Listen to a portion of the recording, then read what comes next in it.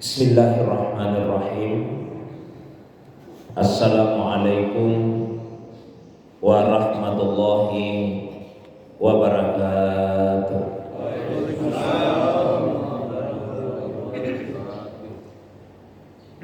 Alhamdulillahilladzi anzala sakinata fi qulubil mu'minin.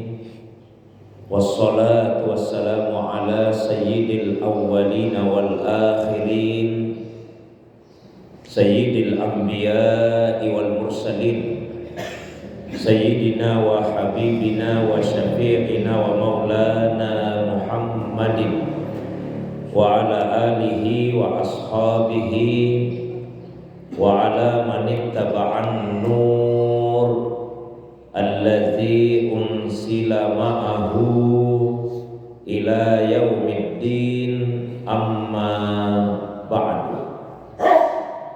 Bapak Ibu hadirin sekalian, jamaah subuh yang semoga dirahmati, dimuliakan oleh Allah Subhanahu wa taala. Alhamdulillah, segala puji tentunya hanyalah miliknya Allah Subhanahu wa taala semata-mata. Dialah Allah yang telah mengajarkan kepada manusia melalui perantaraan qalam, dan dialah Allah yang mengajarkan kepada manusia apa yang sebelumnya tidak ia ketahui. Salawat dan salam semoga senantiasa Allah curahkan kepada kekasih kita Rasulullah Muhammad sallallahu alaihi wasallam, begitu pula kepada keluarga beliau, para sahabat dan pengikutnya yang senantiasa istiqamah menghidupkan sunnah Nabi sallallahu alaihi wasallam. Beliaulah Nabi yang telah diutus oleh Allah Subhanahu wa taala untuk membacakan ayat-ayatnya, untuk mensucikan manusia dan mengajarkan kepada mereka Alkitab dan Al-Hikmah. Jamaah subuh yang dirahmati, dimuliakan oleh Allah Subhanahu wa taala, insyaallah kembali pada pengajian subuh ini kita lanjutkan bacaan kita terhadap kitab Arba'un wa Ishruna Wasiyatan min Wasaya al-Mursyid An-Nasa'i Ar-Ruhiyah allati awsa biha Asy-Syaikh As-Sayyid Abdul Rahim As-Segaf Al-Makkah. 24 wasiat mursyid, yaitu nasihat-nasihat spiritual yang disampaikan oleh guru kami, mursyid kami, Syekh Sayyid Abdul Rahim As-Segaf Al-Makkah atallahu umrah wa baqa'ah.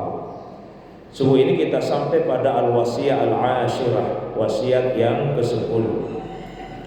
Qala mursyiduna la taqul fulanan yusalli wa yakzibu wal akharu yusalli wa yasriku, walakin qul al-kazibu shalla ma'ana was-sariqu shalla ma'ana fala'alla iltizam as-salati yakunu sababan fi taubati. Yang artinya, janganlah sekali-kali engkau berkata ada seseorang yang rajin salat tapi dia juga berdusta. Jangan juga berkata ada orang lain yang salat tapi dia juga mencuri atau korupsi dan sebagainya. Tapi katakanlah ada orang yang berdusta ikut salat bersama dengan kita, ada orang yang mencuri ikut salat bersama dengan kita. Mudah-mudahan salat yang ia kerjakan itu menjadi salah satu penyebab sehingga dia bertaubat kepada Allah Subhanahu wa taala.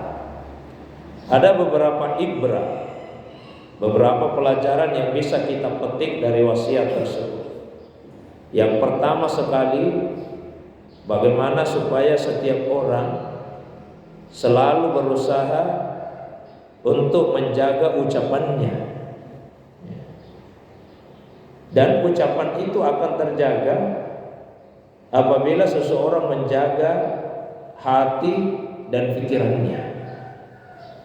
Kalau hati kita bersihkan dari prasangka-prasangka yang buruk, pikiran juga kita bersihkan dari pemikiran-pemikiran yang buruk, maka insya Allah apa yang keluar dari lisan kita juga akan terhindar dari ucapan-ucapan yang buruk. Tapi kalau hati ini kita tidak bersihkan, maka ucapan yang keluar juga akan buruk. Karena ucapan itu sebetulnya adalah cermin dari apa yang ada di dalam hati kita. Yang paling perlu kita bersihkan dari hati yaitu merasa diri suci, merasa diri baik. Itulah sebabnya Allah Subhanahu wa taala mengingatkan, "Wala tusaqu anfusakum huwa a'lamu biman ittaqa." Maka janganlah sekali-kali engkau menilai dirimu suci, karena hanya Allah lah satu-satunya yang paling tahu siapa di antara manusia itu yang bertakwa. Jangan masukkan ke dalam hati ini perasaan-perasaan kesombongan, keangkuhan, apalagi yang berkaitan dengan agama, dengan ibadah, dengan spiritual. Jangan ada yang merasa lebih dekat dengan Allah, lebih taat kepada Allah, lebih banyak ibadahnya, lebih tinggi kedudukan spiritualnya daripada yang lain. Karena jika sudah ada perasaan seperti itu di dalam hati kita, bukannya mendekatkan diri kita kepada Allah, justru sebaliknya akan membuat diri kita semakin jauh dari Allah Subhanahu wa taala. Saya pernah sampaikan dalam beberapa kesempatan di tempat ini bahwa dosa yang dilakukan disebabkan oleh sifat takabbur itu sangat susah untuk diampuni oleh Allah Subhanahu wa taala. Apalagi jika takabbur itu berkaitan dengan persoalan spiritual, dengan persoalan keagamaan, dengan persoalan ibadah. Secara tegas Allah Subhanahu wa taala nyatakan dalam hadis qudsi, "Al-kibriya'u ridai wal azamatu izari, famay yunasi'uni wahidan minhuma qazzabtuhu finnar." Kebesaran itu adalah selendangku, keagungan itu adalah sarungku. Maka siapa yang ingin menyaingi saya pada salah satu dari keduanya, saya akan mencampakkannya masuk ke dalam api neraka. Jamaah subuh yang dirahmati, dimuliakan oleh Allah, itu ibrah yang pertama yang bisa kita petik dari wasiat yang ke-10 tadi. Ya, bersihkanlah hati kita, pikiran kita, sehingga ucapan yang keluar dari lisan kita adalah ucapan yang baik. Ibrah yang kedua yaitu nilailah orang lain. Tadi yang pertama dari kita sendiri. Nilailah orang lain pada hal-hal baik yang dia lakukan, jangan pada hal-hal yang buruk yang dia lakukan. Sering sekali ketika seseorang memandang orang lain, yang nampak itu adalah keburukan-keburukannya, sehingga kemudian kebaikannya menjadi tertutupi. Ulama mengingatkan, laqad zalamta akhaka idza zakarta masawiyahu wa lam tazkur mahasinahu. Sungguh engkau telah menzalimi, menganiaya saudaramu apabila engkau hanya menyebut kejelekannya, lalu kemudian menyembunyikan kebaikan-kebaikannya. Bahkan kalau bisa, keburukan-keburukannya ditutupi saja. Man satara aurata akhihi satarahullahu auratahu yaumal qiyamah. Barang siapa yang menutupi aurat saudaranya, aurat dalam arti kekurangan, kejelekan, keburukan, cacat dan aib, maka Allah akan tutupi keburukannya di hari kemudian kelak. Sungguh beruntunglah seseorang yang sibuk untuk menilai dirinya, yang sibuk untuk memperbaiki kekurangan dirinya, sehingga dia tidak punya waktu untuk melihat-lihat keburukan yang ada pada orang lain. Jadi kalau misalnya kita melihat ada seseorang, katakanlah dia dikenal ya, biasa berdusta, tapi kemudian datang ke masjid, ikut salat berjam-jam, kita mengatakan apa, nah orang salat tapi berdusta juga. Kok ada orang salat tapi mencuri juga, ada orang salat tapi korupsi juga. Lihat saja salatnya, jangan lihat hal yang buruk yang dilakukannya itu. Jamaah yang dirahmati, dimuliakan Allah. Salah satu resep yang diajarkan oleh para ulama kita supaya kita selalu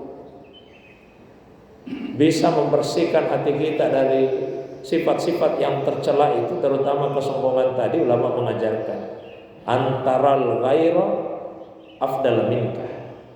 Pandanglah orang lain itu lebih mulia daripada dirimu. Siapa saja, dengan siapapun kita bertemu, pandanglah dia lebih mulia daripada diri kita. Taruhlah misalnya, kita bertemu seseorang yang pekerjaannya mungkin diremehkan oleh orang banyak, misalnya pemulung, Pak. Meskipun ini bukan pekerjaan yang hina, misalnya oleh sebagian orang dianggap pekerjaan yang remeh, tapi pandanglah pada dirinya ada kemuliaan yang tidak dimiliki oleh orang lain.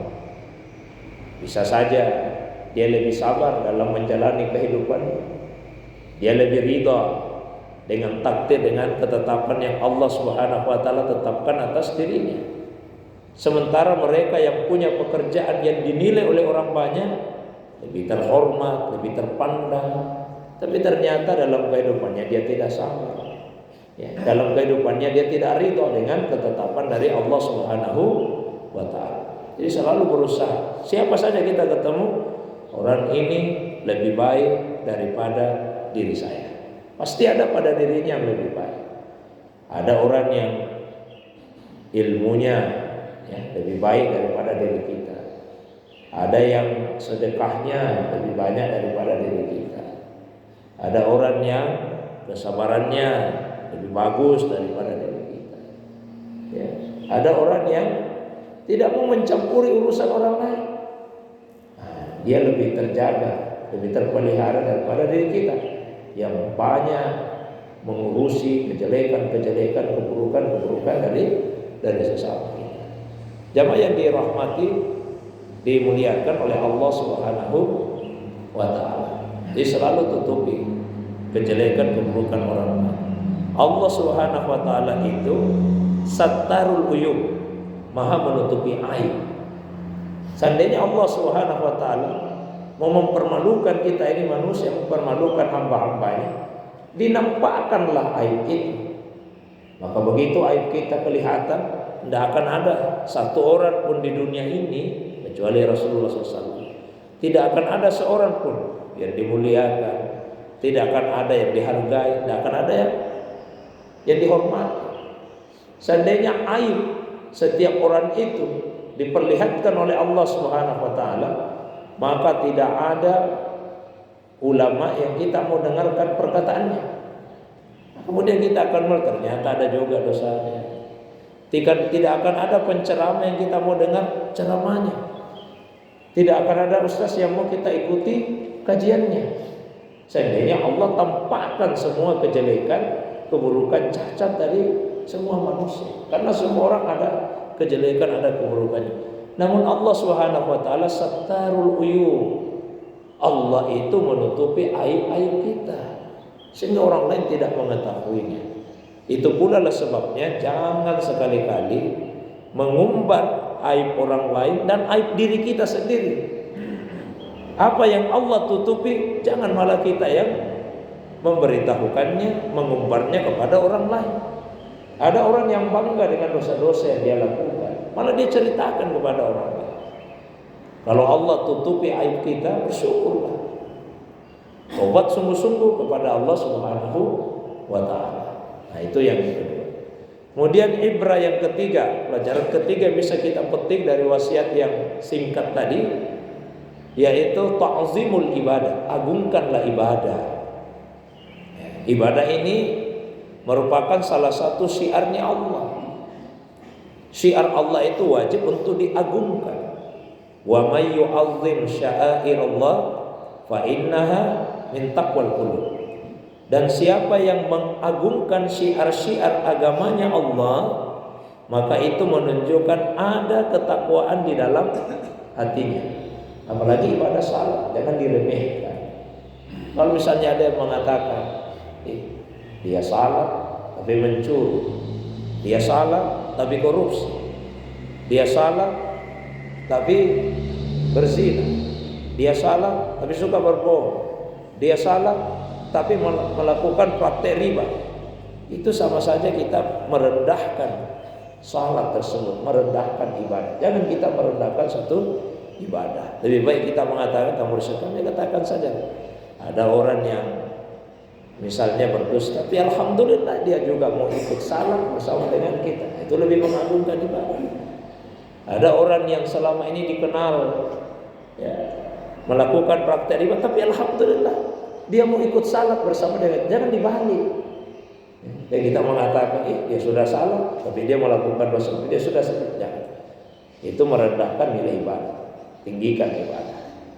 Nah, pelajaran yang keempat, dan ini yang paling penting dari apa yang beliau sampaikan, kita selalu berdoa.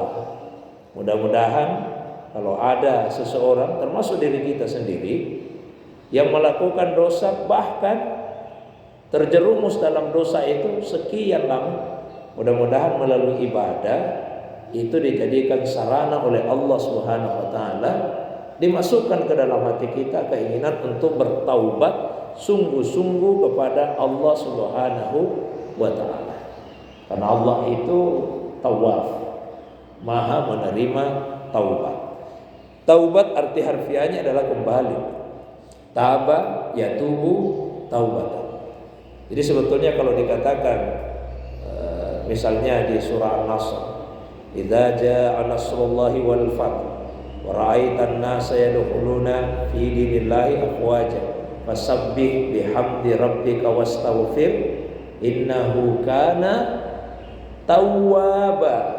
Sesungguhnya Allah itu tawwab, Allah itu maha kembali. Maksudnya apa? Kalau ada seorang hamba berbuat dosa, dosa itu akan membuat dia jauh dari Allah. Semakin banyak dosa yang dia lakukan, semakin jauh dia dari Allah. Kalau dia ingin dekat dengan Allah, maka cara pertama yang harus dia lakukan, dia harus kembali kepada ketaatan. Itulah sebabnya mayoritas para ulama sufi berpendapat maqam pertama, anak tangga pertama yang mesti dilalui untuk bisa wusul ilallah, sampai kepada Allah, anak tangga pertamanya adalah taubat. Itu anak tangga pertama.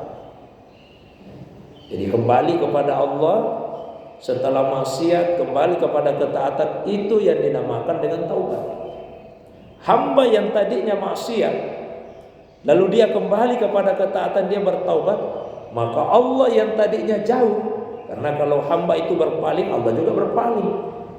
Kalau hamba itu menjauh, Allah juga menjauh. Tapi begitu hamba yang jauh dari Allah karena dosanya kembali mendekat kepada Allah dengan ketaatan, maka Allah yang jauh juga kemudian akan kembali kepada hambanya itu. Itulah makna dari firman Allah Subhanahu wa taala, innahu kana tawwaba. Sesungguhnya Allah itu maha penerima taubat. Nah, usahakan dalam hidup ini kita sering melaksanakan salat sunnah taubat. Dalam sebuah hadis yang diriwayatkan dari sahabat Nabi SAW, Abu Bakar As-Siddiq radhiyallahu anhu, beliau berkata bahwa Nabi pernah bersabda, "Ma min abdin yaznimu dzamban."